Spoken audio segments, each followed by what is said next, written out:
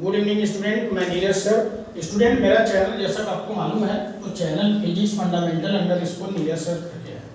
और स्टूडेंट इस क्लास 11 के स्टूडेंट आपको जैसा भी पता है मैं डायमेंशन चैप्टर पढ़ा चुका हूं और इसका न्यूमेरिकल चल रहा है और इसमें थर्ड वाले मेथड का न्यूमेरिकल करवा रहे हैं। थर्ड वाला मेथड क्या था? To derive the formula by using dimensional method. तो डायमेंशनल मेथड से फार्मूला डिराइव करेंगे। जैसे यहाँ पर क्वेश्चन है, ठीक है, तो a jet of water of cross sectional area A, तो क्रॉस सेक्शनल एरिया कितना दिया? ए दिया है।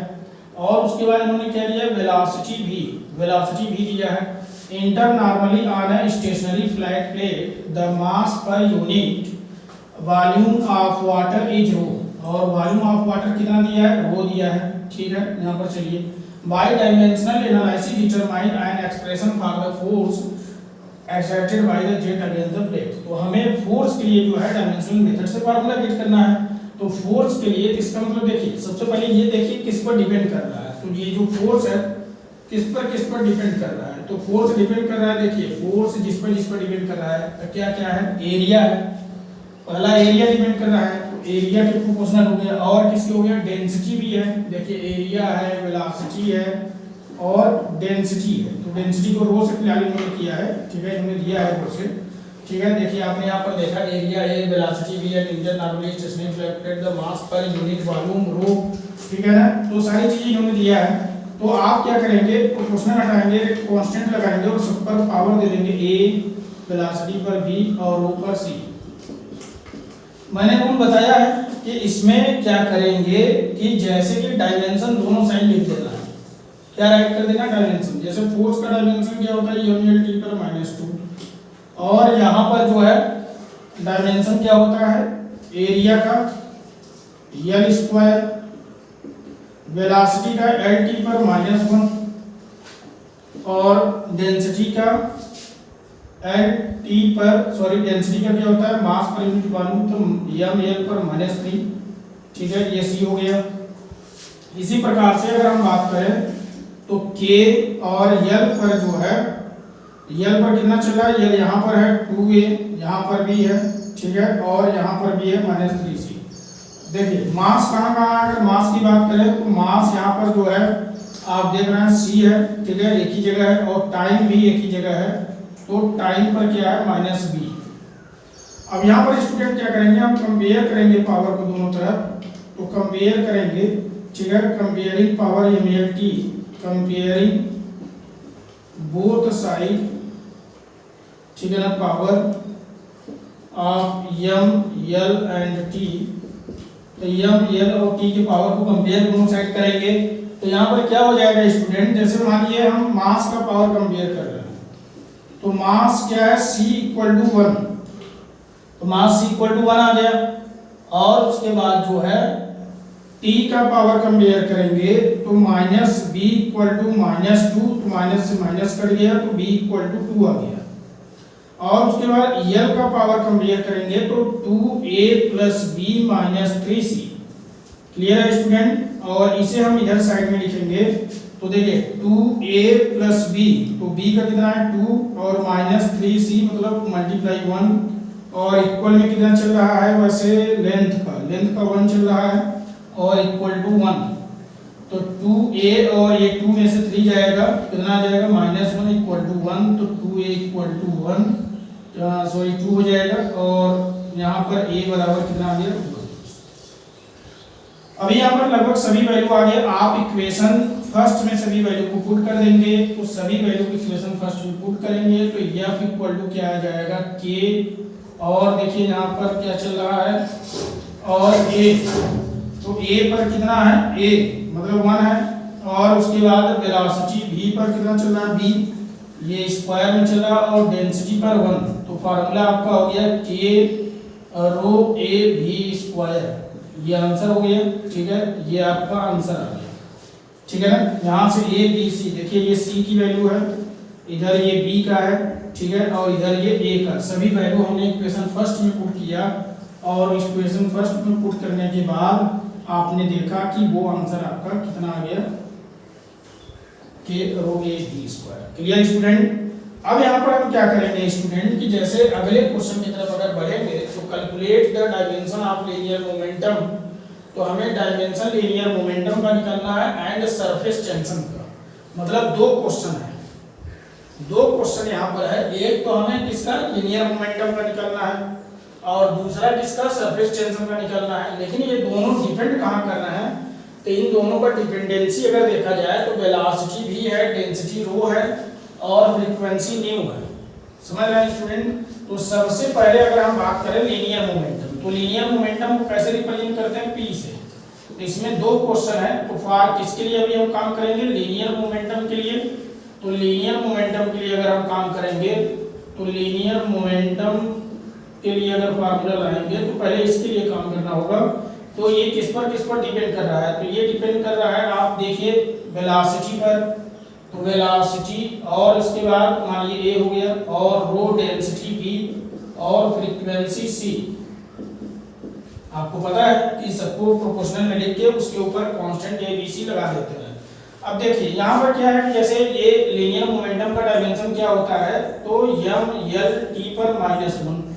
तो ये लीनियर मोमेंटम का हो गया। के वेलोसिटी है तो एल टी पर -1, ठीक है। और डेंसिटी क्या है, यम एल पर -3 और फ्रीक्वेंसी टी पर -1 पर सी। अभी यहाँ पर हम क्या करेंगे, अगर आगे यहाँ पर देखा जाए तो सबसे पहले जैसे मान लीजिए ये तो इस तरफ जैसे है वैसे ही रहेगा, ठीक है। और दूसरे साइड में क्या करेंगे, आप यहाँ पर यल को पहले एक जगह कर लीजिए, ठीक है। तो यल देखिए, यल यहाँ पर है तो यल पर ए है और क्या है -3 बी है और क्या है, ठीक है, दो ही जगह यल है। और उसके बाद मास, तो मास पर बी है एक जगह है सिर्फ, और उसके बाद टाइम, टाइम पर -a है और -c है, ठीक है स्टूडेंट। अभी यहाँ पर कंपेयर करेंगे, कंपेयरिंग बोथ साइड, ठीक है, both side power M L T. तो एम एल टी का पावर अगर कंपेयर करेंगे दोनों तरफ, तो देखिए जैसे मास का पावर क्या है, तो b इक्वल टू क्या हो गया 1। और यहाँ पर अगर हम मान लीजिए यल के पावर की बात करेंगे तो a -3b इक्वल टू 1 और t के पावर की बात करेंगे तो मतलब ऐसे यहाँ पर आ जाएगा, क्योंकि b की वैल्यू रखेंगे तो a -3 × 1 बराबर 1, तो a -3 बराबर 1, तो a बराबर कितना हो गया 4, a बराबर 4 आ गया। और उसके बाद अगर हम बात करेंगे इसका t का, तो t का पावर क्या है, तो -a -c इक्वल टू कितना हो जाएगा -1। और यहाँ पर a की वैल्यू आया हुआ है, b का भी आया है, तो a की वैल्यू कितना -4 -c equal to -1, -c equal to -1 + 4, -c equal to कितना आ जाएगा, मान लीजिए -3 आ जाएगा, ठीक है। तो c की वैल्यू कितना आ जाएगा -3, तो c की वैल्यू -3 आ गया। अब फार्मूला हमारा क्या हो गया, अब ये तीनों वैल्यू कहाँ पुट कर देंगे, इक्वेशन, ठीक है ना। पुटिंग a b c कहाँ पर, into equation first. Equation first में पुट करेंगे तो linear momentum b equal to, तो a की कितना आया है वैल्यू 4, तो v पर 4 हो गया। और रो डेंसिटी है, डेंसिटी पर कितना आया b, तो डेंसिटी पर 1 आ गया। और न्यू पर कितना आ गया -3, तो ये आपका आंसर आ गया, ये आंसर आ गया। तो ये पहले वाले का आंसर आया, किसका आया, पहले वाले का। इसमें दो क्वेश्चन है, इसी प्रकार से सिमिलरली आप दूसरे वाले के लिए भी करेंगे, ठीक है ना। ये क्वेश्चन सिमिलरली ये क्वेश्चन किसके लिए चलेगा, देखिए यहाँ पर है ना, linear momentum and surface tension. Linear momentum के लिए भी फार्मूला ये बनाना था और किसके लिए, सरफेस टेंशन के लिए भी बनाना था। तो सरफेस टेंशन किसके लिए अब बात करेंगे, फॉर सरफेस टेंशन के लिए। तो सरफेस टेंशन के लिए अगर बनाएंगे, ठीक है, तो सरफेस टेंशन में स्टूडेंट किससे यूनिट रिप्रेजेंट किया है, सरफेस टेंशन सिग्मा से।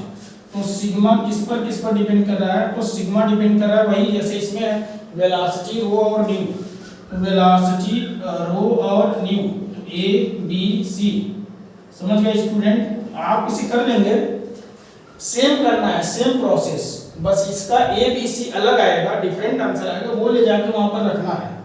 समझ गया ना, हम बता रहे हैं डायमेंशन। देखो सिग्मा क्या है, सरफेस टेंशन है, सरफेस टेंशन का डायमेंशन देखो, सरफेस टेंशन जो होता है, सरफेस टेंशन जो होता है वो फोर्स अपान में क्या होता है, लेंथ। तो यम एल टी पर माइनस टू अपान में यल, तो यल से यल कट गया, तो यम टी पर माइनस टू, ये किसका डायमेंशन है, सरफेस टेंशन का। तो सरफेस टेंशन का डायमेंशन पता चल गया ना, क्या होता है सरफेस टेंशन का डायमेंशन बताइए। तो सरफेस टेंशन का डायमेंशन आपने देखा क्या होता है, तो यम टी पर माइनस टू सरफेस टेंशन का डायमेंशन आ गया। और बाकी इधर वेलोसिटी का तो आपने देखा ही है, टी पर माइनस वन, और डेंसिटी का क्या होता है, यम एल पर माइनस थ्री, ठीक है, और इधर फ्रीक्वेंसी का टी पर माइनस वन। क्लियर है स्टूडेंट। और बाकी आप ऐसे ही करते चलिए, ठीक है, ऐसे सेम प्रोसेस जैसे मैंने ये किया है ऐसे ही ये भी प्रोसेस चलेगा। राइट साइड में यम या टी के पावर आप कंपेयर कर, मतलब पहले एक जगह कलेक्ट कर लिया, अरेंज कर लीजिए, और उस पर जो भी पावर होगा फिर दोनों तरफ से कंपेयर कर लीजिए। तो आप ये स्टूडेंट कर लीजिएगा, इसका आंसर जो आएगा, आंसर आना चाहिए सिग्मा इक्वल टू रो यहाँ पर देखिए कितना आना चाहिए, 3 आना चाहिए इस पर, ठीक है, वेलोसिटी पर, और न्यू पर माइनस वन। मतलब सिग्मा इक्वल टू जो आपका आंसर होना चाहिए ये यही आना चाहिए, वेलोसिटी पर 3 और फ्रीक्वेंसी पर माइनस वन। तो ये आंसर इसका आना चाहिए, इसका सॉल्व करने पर, ठीक है, यही आंसर आना चाहिए। क्लियर है स्टूडेंट। तो घर पर इसे जरूर करिए क्योंकि सेम सिमिलर मेथड चल रहा है। एकदम तैयार है स्टूडेंट, कर लेंगे तो स्क्रीनशॉट ले लीजिए, पूरा देखिए बोर्ड क्लियर है ना, ले लीजिए, एकदम समझ में आ गया स्टूडेंट। ओके, तो इसको कर लीजिएगा, कोई दिक्कत नहीं है, ठीक है। Okay, goodbye all of you.